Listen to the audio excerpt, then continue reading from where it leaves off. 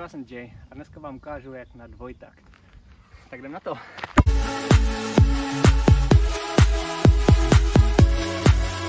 Základem dvojtaktu je rychlej rozběh. První dlouhý krok, kterým získáte rychlost, a následně druhý, kterým se dynamicky vyšvihnete co nejvýš a zlepšíte si tak svou střeleckou pozici. Ukážeme si, jak na to.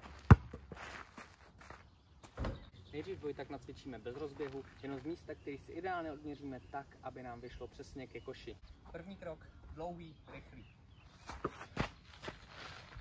Druhý krok, dynamický, odrážíme se ke koši.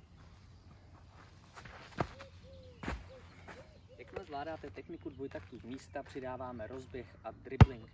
Teď si ukážeme poslední část dvojtaktu, což je samozřejmě střela na koš. Na koš střílíme buď přímo, anebo odrazem o desku. V případě dvojtaktu je samozřejmě jednodušší zamířit o desku. Míříme vždycky na vrchní roh obdélníku, který je na desce, v závislosti na to, ze které strany jdeme.